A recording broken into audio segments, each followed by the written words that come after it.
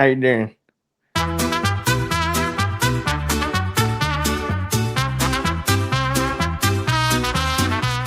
If you had to guess with all the stuff that we have out right now, what are we cooking today? We're gonna make a little Mexican magic happen in this kitchen today. We're gonna go ahead and do a new segment called Fiesta Friday. What's on the menu? Some homemade steak Chipotle bowls. Let's get started. This is everything I have to recreate our Chipotle steak bowls. I'll go ahead and put a link in the description with any of the recipe stuff that I might have missed that I don't have out right now. And we're gonna get cracking on it. So let's roll. First things first, when we get started with our rice, I'm gonna go ahead and use a rice cooker. I'm gonna show you a nice trick that I have from somebody that I know. And this trick will also work on the stovetop. So just under a cup of rice right there. And so most people would tell you 1 cup of rice to 2 cups of water. And I'll tell you right now, that's way too much water. Forget that jargon. I have a Filipino guy that I used to go to school with. He showed me a trick with rice that I have used since the dawn of time. Take your rice over to your sink. Just get some cold water, and you do not need to wash your rice. So what I want to do now is I want to take my middle finger. On your middle finger, you have multiple lines. On mine, I always want to judge it based off the first line that I see on my middle finger, which is this guy right here, just below my first knuckle. My middle finger should actually touch the rice when my finger goes in the water, and that water should sit right at that water line, that first line on my middle finger. So you can see right there, I just made contact with the rice. And you don't want to press down. You're not trying to put it the whole way through, but you can see my water line is just below that line on my middle finger. I got it right the first time because, as I said, I'm a professional chef, but I also eat a lot of rice. Let's go ahead and get our corn, and we're gonna get our beans on. Do you guys like my sombrero? So let's spread those guys out nice and flat. Again, I want a decent char on my corn and a decent char on the beans. Some salt. Some black pepper, then a little bit of our paprika. Now we're gonna get to chopping because we have a lot of veggies to get through. Starting off with our onion. We're gonna take both of our roots off. Now my onion stands like this. Give it just about a centimeter into that onion on the edges there. And then you can peel the entire thing around. So your root side is facing top and bottom. You're gonna give it a cut straight down. We're gonna have onions that are gonna be sliced long ways, and those are gonna be for our fajita veggies. Then we're gonna have another one, and we're gonna use this for our guacamole. These are gonna be diced. When you're slicing and you wanna go long ways with this, now you're facing your rainbow edges to your right and to your left, okay? And now you're gonna take your claw, just like so, and we're gonna slice down. We'll get them into a bowl. Best way to start with your green bell pepper is to take your root side just to your right. You're gonna cut right down about 1/2 inch to 1 inch from where that root is, and you're gonna expose the core of your green bell pepper. I like to just take my knife along these edges where these little branches are, where it's connected, and just give it just a nice quick incision. Then you can take your hand, get in there, and then pull and twist your core, and you're good to go. There's all your seeds. Now, what do you do from here? We're going to take our knife and we're just going to cut it right in half. I'm going to take the butt of the bell pepper and cut that off. I don't need that portion either. What you're left with, the outside edges of your green bell pepper. Slam both of them down and you're ready to go. Now, we can go ahead and make our incisions long ways, similar to how we did our onions. Remember, when you are cutting anything, just one nice fluid motion down and forward.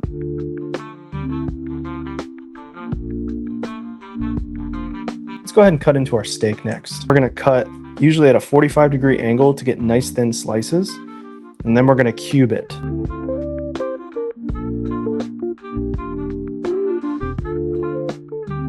Let's season our steak up. Salt, black pepper.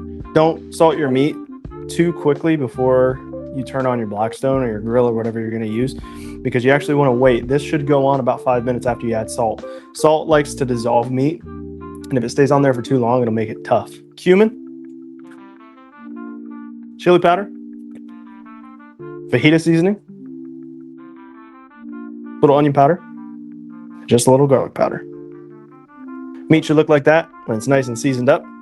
And then go ahead and take a lime, cut that lime in half. Same thing with your lime. Lime juice will really eat away at meat, so you only want to put it on when it's right about to go on the grill. I don't have a juicer, so I'm going to squeeze it. You guys can see how strong I am. Welcome to the Salty Spittoon. How tough are you? Since I don't want to bring all my seasonings outside, I'm going to actually season these guys as well. So these are my fajita veggies that we chopped up. I'm going to put some salt on these guys, some more black pepper, and then just some onion powder and some garlic powder. Keep it simple for your veggies. Now we're going to take our steak, get that onto the grill.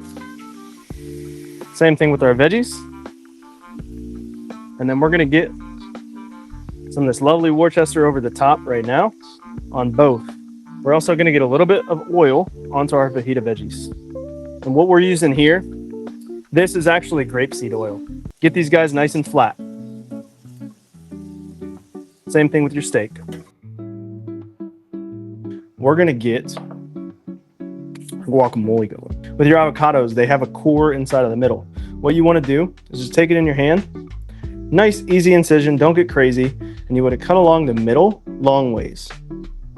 That's all you're doing is you're going to make contact with that core and you'll feel it. It will be harder to cut through than the rest of the avocado, which should be soft, okay? Once you do that the whole way around, peel it in half and just twist a little bit and turn, and you should have your core right there. I just go ahead and take my knife into that core and you can peel it right out. The rest of our avocado will go into the bowl. Just take a spoon, go around the outside edges, and it should be soft enough for you to scoop out the entire thing in one fell swoop.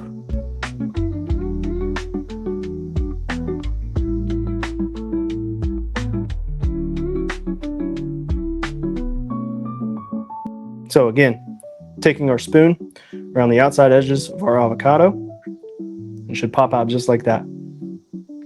How do you know when your avocado is ready? It's really by feel. When you go to the store and you pick up avocados, if they're too green, that's an indicator that they're not ripe yet. The color should be just turning a little bit darker green into almost a purple or a plum, okay? Should also be malleable. So what I mean by that is when I press into my avocado, it should have some give, okay?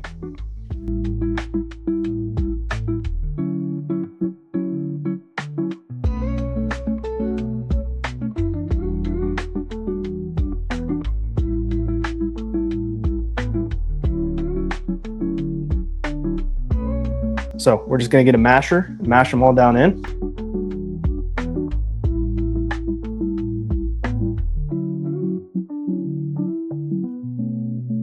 Alrighty. So now what we wanna do, let's get a couple Roma tomatoes. That's gonna go in there as well.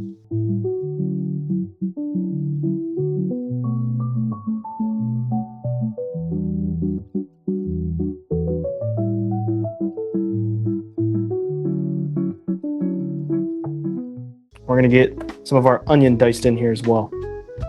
So for your onion, remember the dice, we have the rainbow side facing to us and away from us when we dice, and you're gonna give him cuts on that edge, not going the full way through. Now we go perpendicular.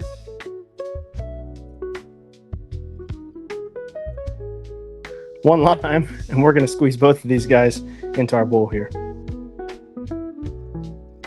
So chop that root off again. We can peel off 2 cloves of garlic from the edges. And I want 2 decent sized cloves here.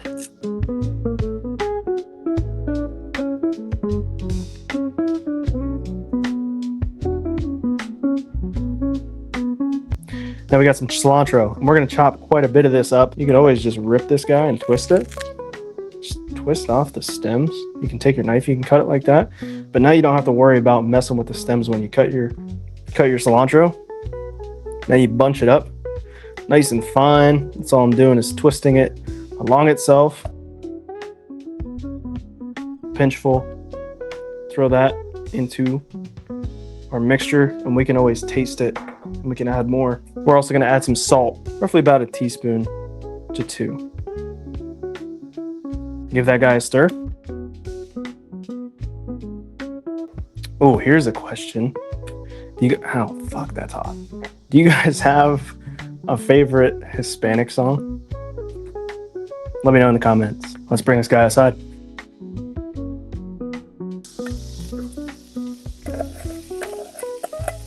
Again, I'm not looking to necessarily fry the rice, but this is how I'm going to get those flavors to mold in the way that I want with our lime and our cilantro. A little bit of oil over the top of there. And let's get our fajita veggies off. They're looking great. Look at that.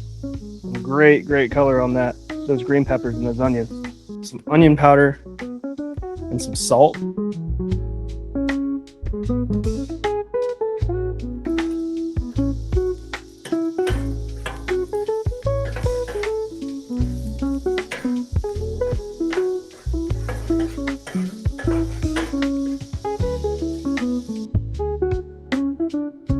I'm gonna get this stuff out of the way so we can have a good reveal of the meal. God bless. I should be a rapper. You know what they'd call me if I was a rapper? Not Young Sizzle.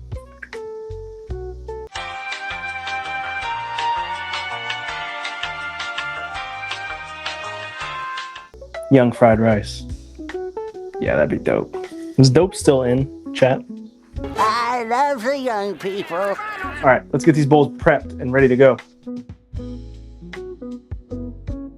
Let me tell you something. Let me tell you something. All right. Let me tell you something. And this ain't Chipotle. We ain't gonna skimp. Boom. Roasted.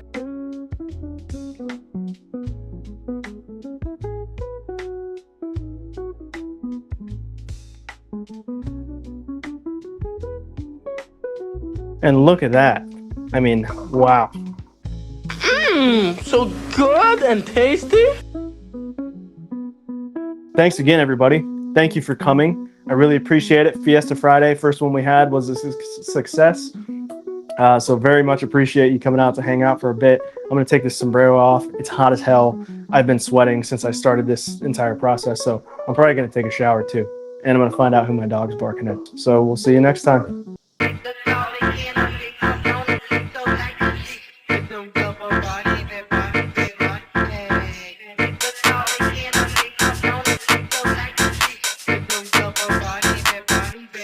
Hey.